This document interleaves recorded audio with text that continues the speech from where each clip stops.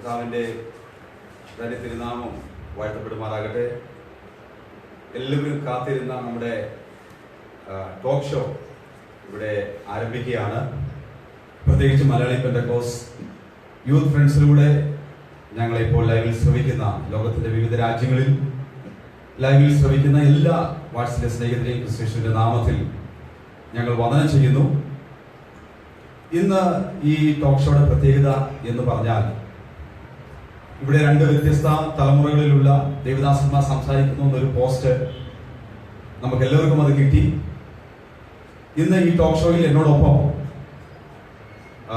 സംബന്ധിക്കുന്ന കർത്താവിന്റെ വിലപ്പെട്ട അഭിഷേകൻ, നമുക്ക് എല്ലാവർക്കും സുപരിചിതനായ കർത്താവിന്റെ ദാസൻ പാസ്റ്റർ ഡെന്നീസ് പടികമാണ്. നമുക്ക് എല്ലാവർക്കും അറിയാം, സുവിശേഷത്തിന്റെ ആരംഭകാലത്തിൽ ഒരു സഭ പോലും മലബാറിൽ ഇല്ലാതിരുന്ന സമയത്ത് സുവിശേഷത്തിന്റെ വിത്തുമായി തന്റെ വല്യപ്പച്ചൻ ആ മണ്ണിൽ ഇറങ്ങിത്തിരിക്കുകയും അനേകം കർത്താവിന് വേണ്ടി നേടി ഏകദേശം 400 പരം ഗാനങ്ങൾ ഇംഗ്ലീഷിൽ നിന്ന് മലയാളത്തിലേക്ക് തർജ്ജമ ചെയ്ത് ക്രിസ്തുവിന്റെ വിലപ്പെട്ട സാക്ഷ്യം വഹിക്കുന്ന കർത്താവിന്റെ ദാസൻ പ്രിയ ഡെന്നീസ് പടികൻ പാസ്റ്ററെ ഓർത്ത് കർത്താവിന് സ്തോത്രം ചെയ്യുന്നു. വ്യത്യസ്ത തലമുറകളിൽ എന്നുള്ള ദേവദാസന്മാർ എന്നുള്ള ലേബൽ നിങ്ങൾ കണ്ടപ്പോൾ ചിന്തിച്ച് കാണും. ഞങ്ങൾ നമ്മൾ ഏകദേശം ഒരു 30 വർഷത്തിന്റെ വ്യത്യാസമുണ്ട്. ഞങ്ങൾ രണ്ടുപേരും അനുഭവങ്ങൾ ദൈവവചനത്തിന്റെ വെളിച്ചത്തിൽ ഇന്നത്തെ വിശ്വാസ സമൂഹത്തിൽ നമ്മൾ അറിഞ്ഞിരിക്കേണ്ട കാര്യങ്ങളും ചില ക്ലാരിഫിക്കേഷൻസും ദൈവജനത്തോട് സംസാരിക്കുമ്പോൾ ഇത് കാണുന്ന എല്ലാവർക്കും, ശ്രദ്ധിക്കുന്ന എല്ലാവർക്കും അനുഗ്രഹത്തിനും ആശ്വാസത്തിനും ഒരു പരിധി വരെയെങ്കിലും നമ്മുടെ തെറ്റിദ്ധാരണകൾ മാറുവാൻ ഇന്നത്തെ സമൂഹത്തിൽ നിറഞ്ഞു നിൽക്കുന്ന തെറ്റിദ്ധാരണകൾക്കൊരു ഒരു ചെറിയ മാറ്റമെങ്കിലും സംഭവിക്കാൻ ഈ ടോക്ക് ഷോ മൂലം ഇടയാകട്ടെ എന്ന് ആത്മാർത്ഥമായിട്ട് പ്രാർത്ഥിക്കുന്നു. ഇതിന് ഞങ്ങൾക്ക് ഇങ്ങനെ അവസരം നൽകി തന്ന മലയാളി പെന്തക്കോസ് യൂത്ത് ഫ്രണ്ട്സിലുള്ള എല്ലാ അഡ്മിൻസിനോടും എല്ലാ വാട്സിലെ ഗ്രൂപ്പ് മെമ്പേഴ്സിനോടും വിശേഷാലുള്ള സ്നേഹ വന്ദനത്തെ ഈ നിമിഷം അറിയിക്കുന്നു. കർത്താവിന്റെ ദാസൻ പാസ്റ്റർ ഡെന്നീസ് പടികം, മുമ്പേ ഞാൻ ഇൻട്രൊഡക്ഷനിലൂടെ പറഞ്ഞതുപോലെ തന്നെ കർത്താവിന്റെ ദാസൻ ഏകദേശം ഇന്നേക്ക് ഒരു 40-45 വർഷം മുൻപേ കർത്താവിന്റെ വേലയ്ക്ക് വേണ്ടി ഇറങ്ങി തിരിച്ചൊരു ദേവദാസൻ. 42 പരം വർഷമായി ജയിൽ മിനിസ്ട്രിയോടുള്ള ബന്ധത്തിൽ മലബാറിന്റെ മേഖലകളിൽ മാത്രമല്ല കേരളത്തിലെ മിക്കവാറും ജയിലുകളിൽ സുവിശേഷം എത്തിക്കുക എന്ന ദൗത്യം ഏറ്റെടുത്തിരിക്കുന്ന കർത്താവിന്റെ ദാസൻ, അറിയപ്പെട്ട ഒരു ദേവദാസന്റെ കൊച്ചുമകനായി ജനിക്കുവാൻ ഭാഗ്യം ലഭിച്ച കർത്താവിന്റെ ദാസൻ. നമ്മളെല്ലാവരും ദൈവസഭയിൽ കർത്താവിനെ ആരാധിക്കുന്നു. പൊതുവെ നമ്മൾ ക്രിസ്ത്യാനികൾ എന്നറിയപ്പെടുന്നു. വ്യത്യസ്തമായിട്ട് ഒന്നുകൂടി ഇറങ്ങിച്ചെന്ന് പഠിച്ചു കഴിഞ്ഞാൽ വേർപെട്ടവർ, പെന്തക്കോസ്തുകാർ എന്നൊക്കെയുള്ള പല ലേബലിൽ നമ്മൾ അറിയപ്പെടുമ്പോൾ കർത്താവിന്റെ ദാസൻ ആദ്യകാല, പ്രത്യേകിച്ച് ഗ്രാൻഡ് ഫാദറിന്റെ കാലത്തെ കുറിച്ചും കർത്താവിന്റെ ദാസൻ ഇറങ്ങി തിരിച്ചപ്പോഴുള്ള ആ കാലയളവുകളെ കുറിച്ചും അന്നത്തെ സുവിശേഷത്തിന്റെ വിത്ത് എങ്ങനെ അന്നത്തെ രീതികൾ എങ്ങനെ അവർ കർത്താവിന്റെ നാമത്തോട് നിന്നു എന്ന് സമൂഹത്തോടൊന്ന് വിവരിക്കാം.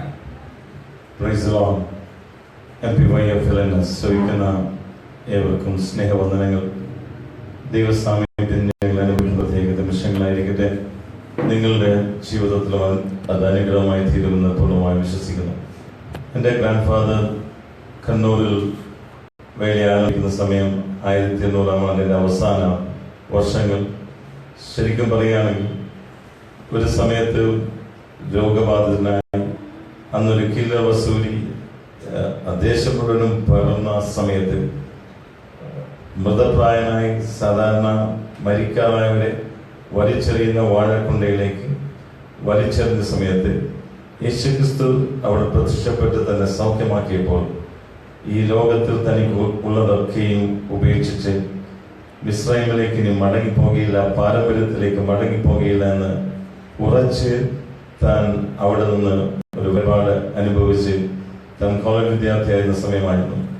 അദ്ദേഹം കടന്നു വന്ന സമയത്താണ് അദ്ദേഹത്തോടൊപ്പം ബാക്ക് ടു ദ ചർച്ച് പിയനിമ സഭയിലേക്ക് മടങ്ങി വരിക എന്നുള്ള ആഹ്വാനവുമായി കേരളത്തിൽ ഒരു സുവിശേഷ വീരൻ കടന്നു വന്നത് അലാവുദ്ദീൻ ഖാൻ.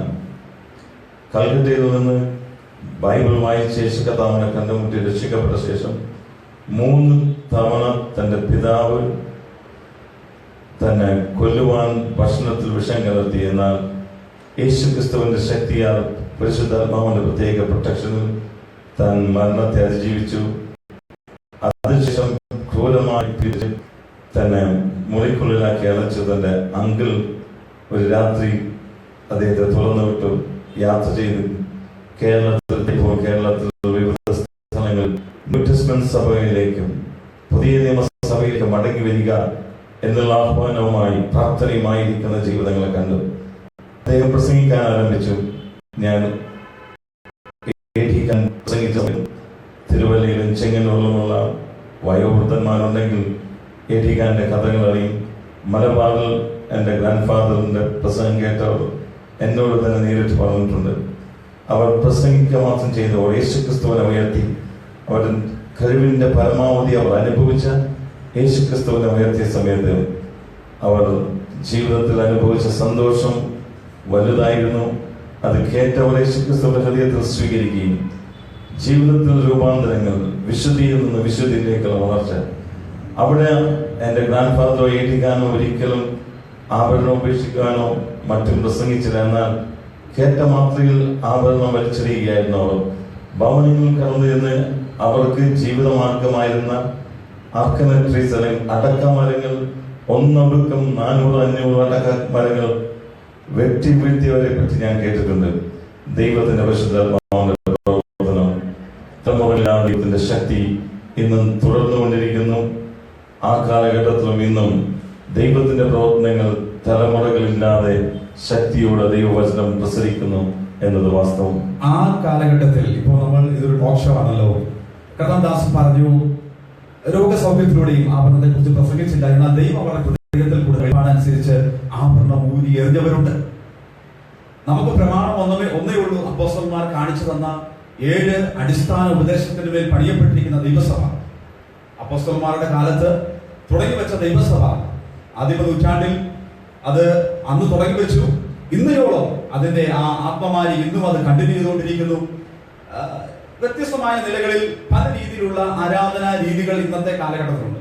നമുക്ക് എണ്ണാൻ പറ്റാത്ത രീതിയിലുള്ള സഭകൾ പോലും ഉടലെടുത്തു. അന്ത്യോക്യയിൽ വെച്ച് ക്രിസ്ത്യാനികളൊന്നും ഒറ്റ പേരില്ല അറിയപ്പെട്ടിരുന്നേ.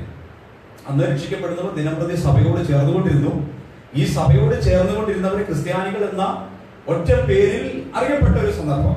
എന്നാൽ കാലത്തിന്റെ പോക്കിൽ നമ്മുടെ അഡ്മിനിസ്ട്രേഷന്റെ ഭാഗമായിട്ടും നമ്മുടെ സോഷ്യൽ സ്റ്റാറ്റസിന്റെ രീതികളും പല രീതികളിലും പല ഇൻഫ്ലുവൻസിന്റെ ബേസിൽ അഡ്മിനിസ്ട്രേഷന്റെ ഭാഗമായിട്ടൊക്കെ ഗവൺമെന്റ് തലത്തിൽ നമുക്കതിനെ പല രീതിയിൽ സംഘടനയായിട്ട് രൂപാന്തരപ്പെട്ടു, ഓർഗനൈസേഷൻസ് ആയിട്ട് രൂപാന്തരപ്പെട്ടു. അന്നത്തെ കാലഘട്ടത്തിൽ ഒത്തിരി ഈ സുവിശേഷ കോളത്തിൽ ഒത്തിരി എക്സ്പീരിയൻസ് ഉള്ള ദേവദാസനായതുകൊണ്ട് ഞാൻ ചോദിക്കുന്നു, അന്നത്തെ കാലഘട്ടത്തിലുള്ള ആരാധന രീതികളും ഇന്ന് നാം പകൽ നമ്മൾ ദിവസത്തെ ഒരുമിച്ച് ആരാധിച്ചു, ഇന്നത്തെ ആരാധനാ രീതികളും തമ്മിലുള്ള ആ ഒരു സാദൃശ്യത്തെ കർത്താദാസൻ ഒന്ന് കമ്പയർ ചെയ്യാം. പഴയ ആരാധന ഇന്നും മാധുര്യമേറ്റതാണ്. ഞാൻ ദൈവവചന അടിസ്ഥാനത്തിൽ എല്ലാ ആരാധനാ രീതികളെയും ദൈവത്തിന്റെ പരിശുദ്ധാത്മാവ് നമ്മൾ വരുമ്പോൾ ഉണ്ടാകുന്ന ഹൃദയത്തിലുള്ള സന്തോഷം, ഞാൻ ഡാൻസ് ചെയ്ത് ആരാധിക്കാറുണ്ട്, ഞാൻ കൈവരിച്ചോ അല്ലെങ്കിൽ എന്നെ തന്നെ മറന്ന് ആരാധിക്കാറുണ്ട്. അതൊക്കെയും ദൈവവചനത്തിന് ചേർന്നുള്ള കാര്യമായിരിക്കണം. ആരാധനയിൽ ഒരുപക്ഷെ എല്ലാം മറന്ന് ആരാധിക്കുമ്പോഴും ആരാധനയ്ക്ക് ശേഷം നമ്മുടെ ജീവിതം ദൈവം മുമ്പാകെ ദൈവവചനത്തിന് അടിസ്ഥാനമായിരിക്കണം. ഞാൻ പഴയ ആരാധന, ഞാൻ രക്ഷിക്കപ്പെട്ട സമയത്ത് ഞാൻ പാടാറുള്ളത് അന്ന് എൻ്റെ ഗ്രാൻഡ് ഫാദർ എഴുതിയ പാട്ടുകൾ. അത് പാടി ആരാധിക്കാൻ തുടങ്ങുമ്പോഴേക്കും കൂടെയുള്ളവർ കണ്ണുനീരൊഴുക്കുന്നത് കാണാം. ഞാനും പാടി കണ്ണുനീരൊഴുക്കി ആരാധിച്ച ദിവസങ്ങളുണ്ട്. അല്ലെങ്കിൽ ആ ആരാധന ഞായറാഴ്ച ദിവസങ്ങളിലെ പ്രാർത്ഥനയ്ക്കുള്ള പ്രത്യേകത അന്ന് കണ്ണുനീർ മാത്രമായിരുന്നു. അതും ഇന്നും ഞാൻ ഓർക്കുന്ന സമയത്ത് എൻ്റെ കണ്ണുനീരിന്റെ വറ്റിപ്പോയി എന്നുള്ള ചിന്ത എനിക്ക് വരാറുണ്ട്. ഒരുപക്ഷെ സഭയിൽ നിന്ന് നഷ്ടപ്പെട്ടു ആരാധന എന്താണെന്നുള്ളൊരു കൺസെപ്റ്റ് അല്ല ഇന്നത്തെ തലമുറ അറിയേണ്ട ഒരു കാര്യം. ആരാധന എന്താണ്? നമ്മൾ കർത്താവിനെ ആരാധിക്കുക എന്ന് പറഞ്ഞാൽ, ഇപ്പോൾ നമ്മളൊരു വ്യക്തിയെ, ഇപ്പൊ സച്ചിൻ ടെണ്ടുൽക്കറെ ആരാധിക്കണമെങ്കിൽ ആ മനുഷ്യനോടൊരു ആഭിമുഖ്യം നമുക്ക് വരണം, അല്ലെങ്കിൽ ആ മനുഷ്യൻ